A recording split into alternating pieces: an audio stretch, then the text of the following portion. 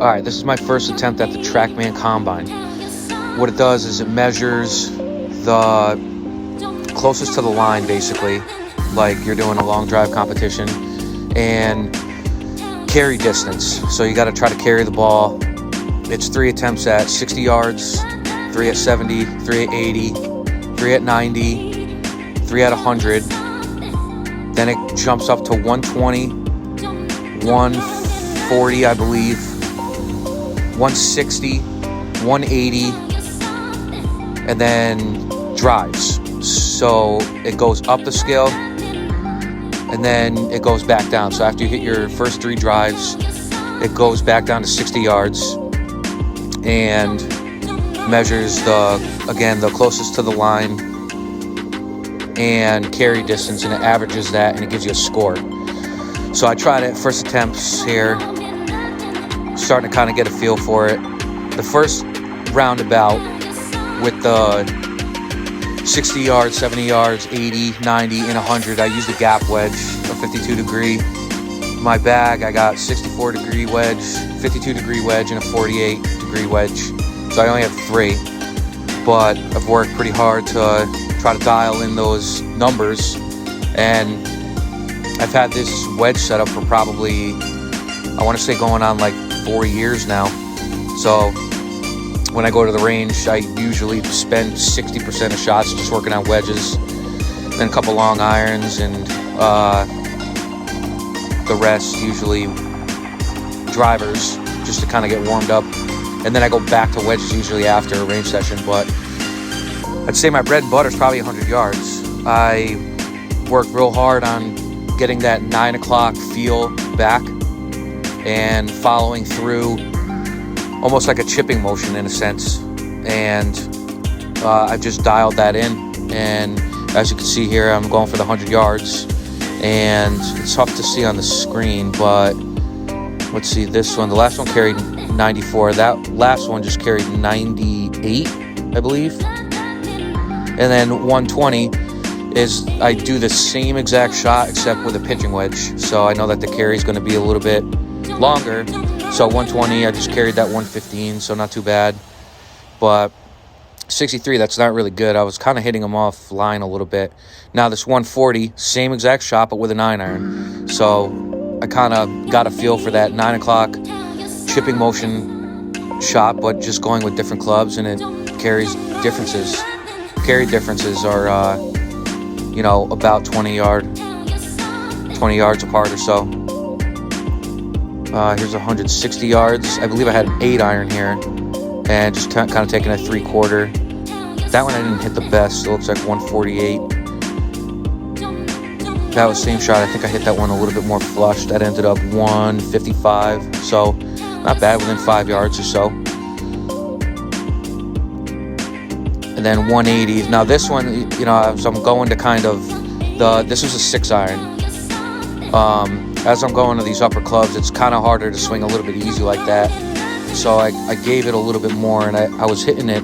But that one wasn't bad. 180, that one 176. That one I blew a little bit right. And then the drives, I wasn't just trying to step on them. I was just trying to work more on accuracy. First one ended up pretty good, but let's see, that was a 258 carry. It's really not that good. Now that I'm doing this, a lot of work on the Trackman, I'm realizing that the drivers, my average swing speed's like about 110 or so. And when I step on it, I get it up to like 115, but it's a lot weaker than what I used to be back in the day. But so as you see, after that, it drops back down to 60 yards, 70 yards. Now here's 80. Carrying at 72.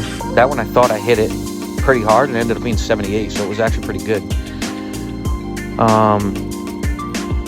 And then 90. But all in all, this game was pretty fun.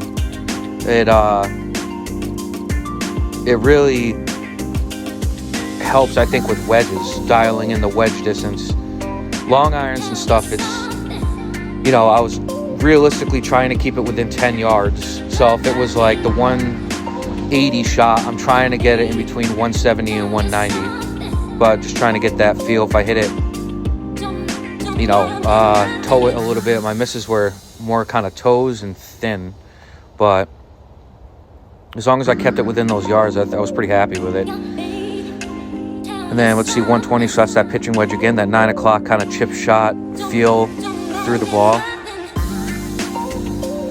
Put it a little bit back on my stance. This is that 140, so I took the first swing, I believe, was a pitching wedge, and then I carried it like 133. So I'm like, you know what, let me go to a 9 iron, and started hitting that, and it was still only going like 130. So this last one, I tried to give it a little bit extra, and ended up going 158. And as you see, I'm like, all right, well, I should have just did that before. 160 again. I took the 8 iron, going 162. So distance is pretty good.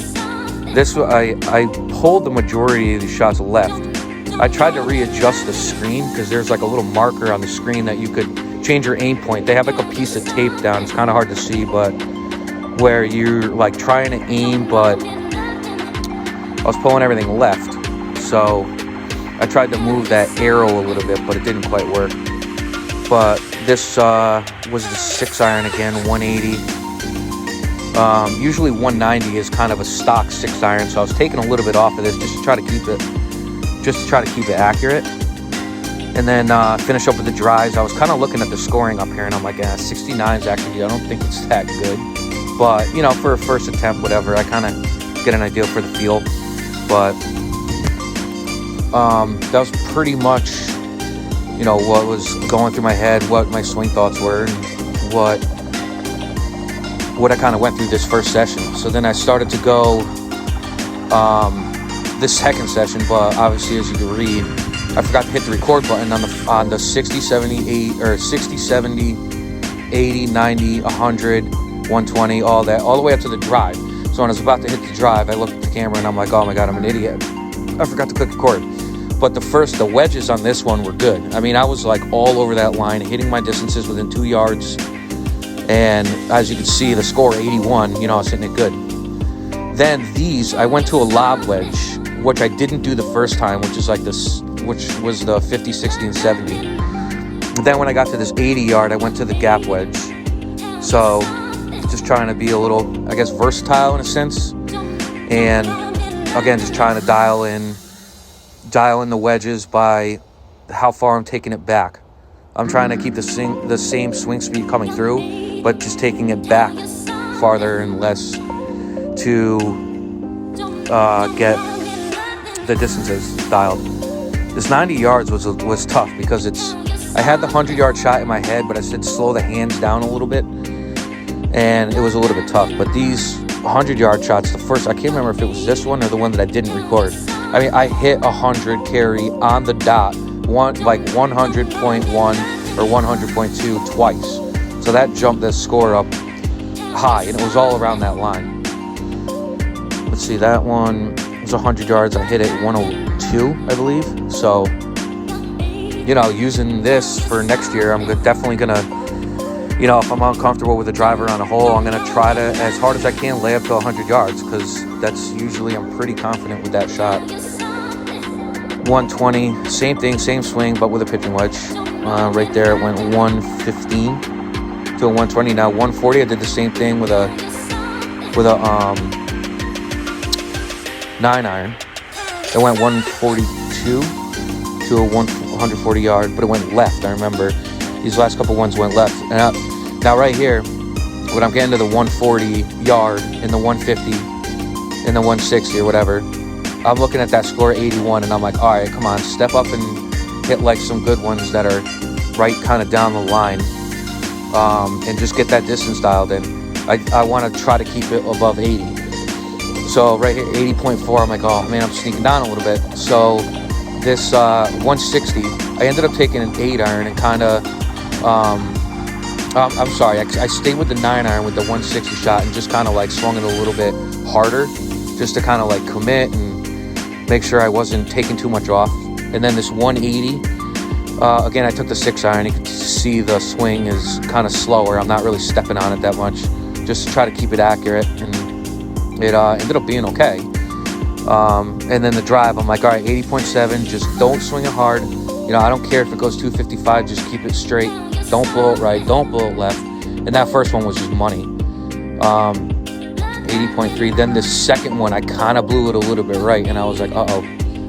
I thought it was going to not be the best, but it stayed at 80.3. I couldn't believe it. And right there, I'm like home free, just wail away on this one. I swung pretty hard on it, and I hit it like dead straight. It was perfect. And now the final score is 80.5. So I was pretty happy with it overall. Again, this game was pretty fun. I think I'm gonna try to use this game through the winter to try to really dial in these clubs, and we'll see. Now I have a bar. You know, the bar is set at 80.3, so we'll see what happens.